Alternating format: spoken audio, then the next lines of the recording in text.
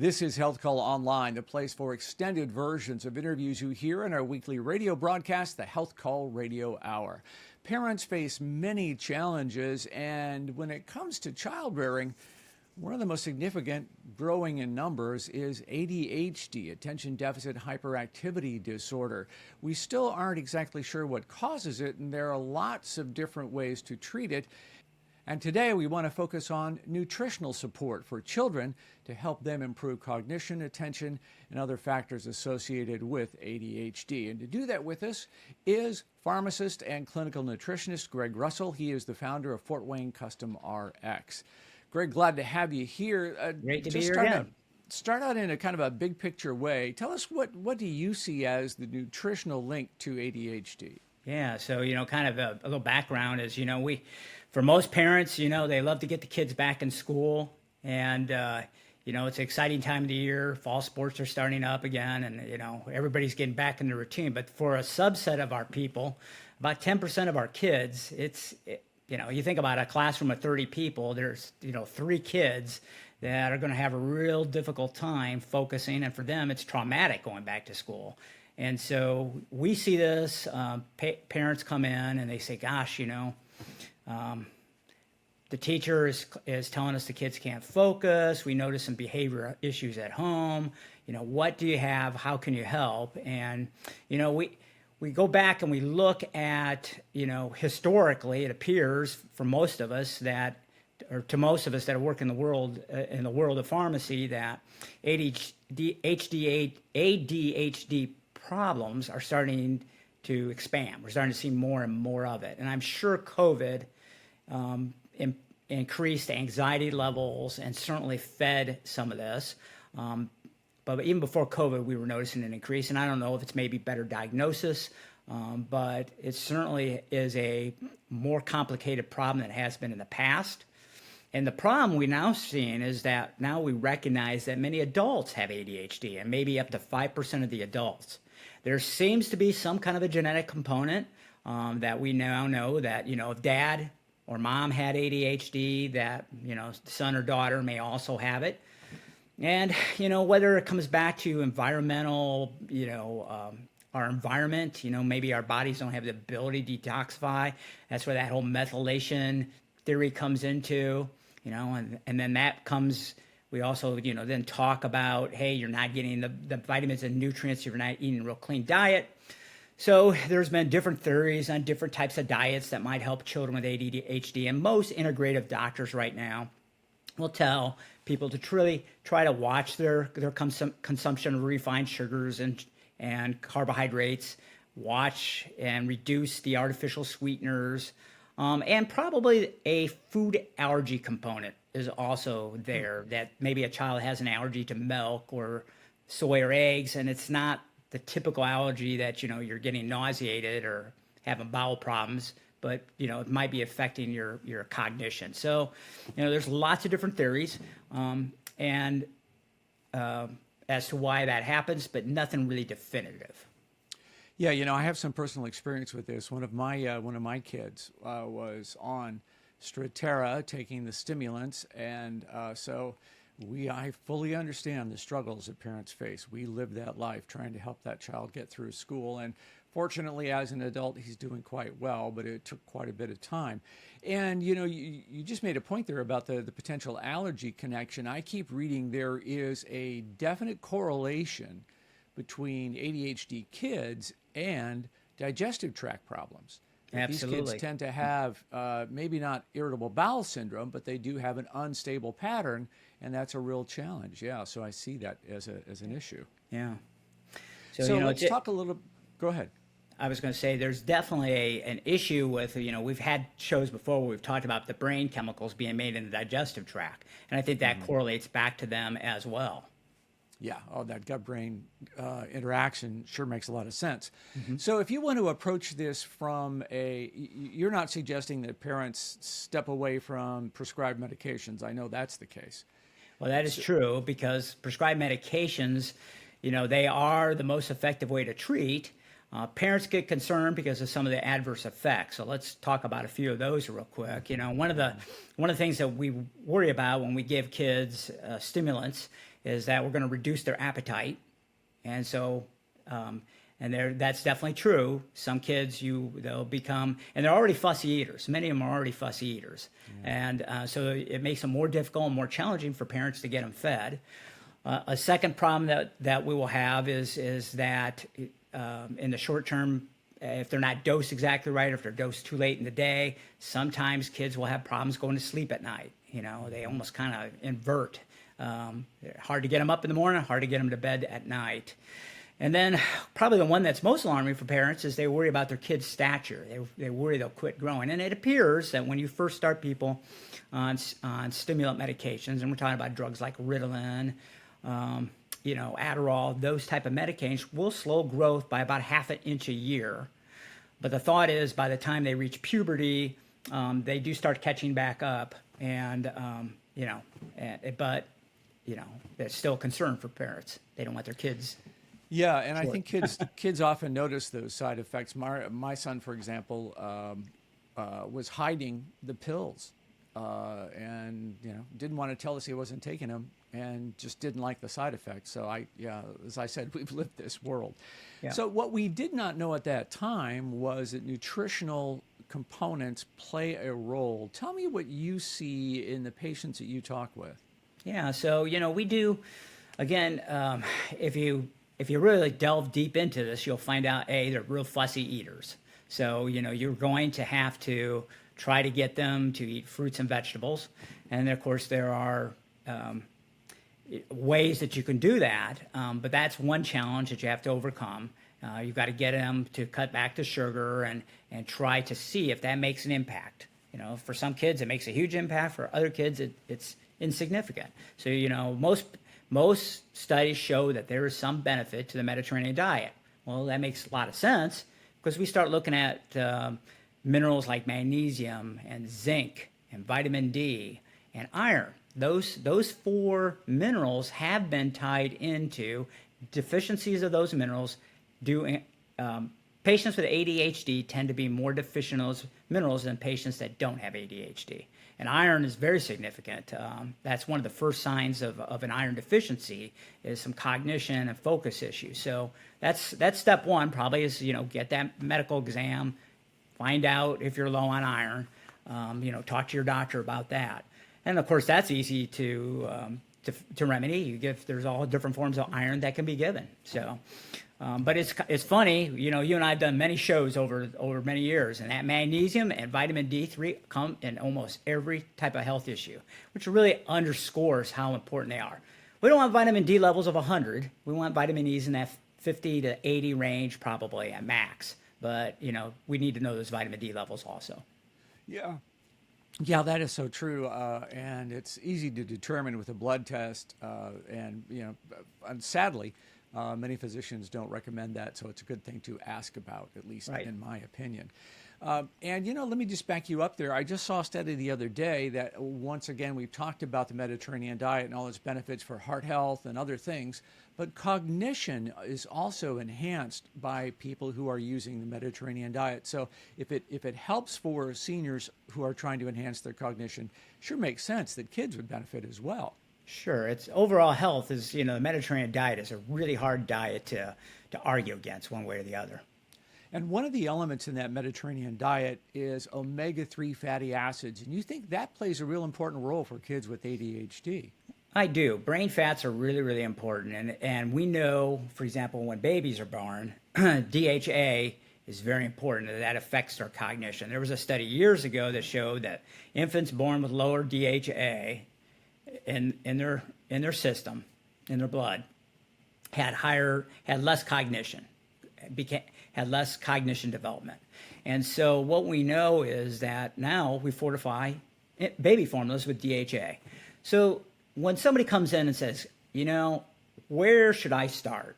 Because the reality is we need to kind of say, hey, what are the symptoms? Where do we start? We almost always recommend they put them on an omega fish oil. And I tend to lean more towards DHA. However, the studies for ADHD don't really show a preferential DHA over EPA. But DHA is kind of known as the brain fat. EPA is probably known as the heart fat. but both together, there is some crossover and they both are important. So we'll try to find a fish oil that a child will take because, again, covering taste and, getting the kid to take a fish oil is the most important thing. So that's usually the first place I start. If somebody walks in and says, what's the one thing you want to try to do? And we'll start with the fish oil. Well, and I've noticed that on the shelves these days are products that tend to be targeted just toward kids and those with ADHD symptomology. Let's take a look at what you have on your shelf that you believe is supported by science that can really make a difference. Sure. So, again, we have different products with different formulations. And besides just coming up with a vitamin D drop or an omega fish oil, it's kind of nice to get things in combination. So probably the most basic one we have is one that's called Child Calm. And Child Calm is a chewable, and it has some different, vitamins in it. But the main component in it is theanine. So this would be a product that I like to use when parents say, hey, I got a kid that's kind of anxious, nervous, hard to focus. I have difficulty getting them down at night. I have a difficulty getting them to settle down at school. And the theanine, I like theanine because theanine is probably one of the safest supplements we could give. It's basically what's found in green tea. And of course, without the caffeine. Now, it's interesting, there's also been studies in teenagers where they use theanine and caffeine, and they actually showed that there was some synergy with the theanine and caffeine. So maybe those caffeine drinks aren't all bad, but they do have a lot of sugar stuff in them. So yeah, they sure do. And then this Child Calm also has lemon balm extract. Tell me what is significant about that? Well, lemon balm is a very calming herb. So we'll see it in a lot of our sleep formulations also. So again, we're not trying to put the kid to sleep, but it's just trying to bring their temperature down a little bit so that they can focus. Okay, so that's a product that's geared toward calming. There's also concern about focus and increasing your ability to be attentive. Yeah. What's on the shelf to help with that? So I like products that contain phosphatidylcholine or phosphatidylserine. So phosphatidylcholine, again, is a precursor to a chemical called acetylcholine. Acetylcholine helps with memory, and it also helps with, just focus, and so I like products that help make acetylcholine. So the phosphatidylcholine, when it gets into the brain, the actual ingredient is phosphatidylserine, which is a breakdown product of it. So you'll see some different products. One is called citrulline, that is basically a precursor that breaks into phosphatidylserine into the brain. So these combination products. Choline is actually the major ingredient, but it's got a very fishy stench to it. So most people don't use choline anymore, but that was one of the first products. So most of all, we'll use phosphatidylcholine, which is choline that's been chemically altered, your body. And then the body also breaks phosphatidylcholine down to phosphatidylserine. So you're going to see a combination of one or two, or both of them in combination sometimes in these products. And one that I like is Teen Focus, that has that product in it. Again, it's a little bit, more for older kids, but it's again, the thought is you're supporting the brain chemicals. Because the theory on ADHD is that your body doesn't have enough norepinephrine and enough dopamine to make those brain chemicals. And so when we end up with shortage of that, the stimulant medications work by blocking the breakdown of those chemicals and hence raising those chemicals up, which are stimulatory. So help me understand that again. Those stimulants block the breakdown of dopamine and norepinephrine so that your brain has more to work with. So supplementing those precursor elements is meaningful. That's right. So that's kind of what we're trying to do. We're trying to use something adjunctly to try to help improve that process. And give me an example of how I'm going to know whether these products are making a difference for my child. What kind of behavior shifts are you seeing reported by patients? Yeah, so again, these are not drugs, so they're not going to work overnight. And so you've got to give, 3 to 6 months realistically. So, if you think about it, the time to start is probably when they get out of school for the summer, so that by the time they get into school into the next fall, you can. But of course, you can start any time on these. Sure. Generally, they're considered very safe. Probably the biggest thing we might have is some kid or child may experience some nausea from the vitamins. So that is, we mentioned there are teen-focused capsules, but for younger kids, is there a different version I can take this in? That's right. We have the chewable type products, for the younger kids, or might be a little lower dose too. So that because obviously a 6-year-old or 7-year-old might not be able to swallow capsules or tablets. Sure. Yeah, exactly. Do I need to be concerned about interactions with any of the ADHD medications? Is this going to pile up in sort of an accumulative effect I need to pay attention for? Yeah, we haven't seen that, but historically, I always recommend that you let your doctor know what you're taking as far as a supplement goes, because then, anytime we add something, especially if somebody's on a prescription medication, you want to judge whether or not it's effective. And then if a child is starting to experience a side effect, you want to make sure it's not the supplement doing that. So, you might, have to hold it and see if they come and go. But, we just try to be prudent with that. And again, I think we've not seen long-term problems. But let's just talk about vitamin D. We know vitamin D, for example, is safe. But, if you're taking too much of it and no one's monitoring it, there are concerns that it can precipitate calcium in certain joints. And, long-term, that's not a good thing. So we want to make sure that we keep people in those right ranges. Got it. Is there anything else you want to touch on with ADHD? I have something else that I want to touch base with you on if we are clear to move on to that. Oh, sure. Yeah.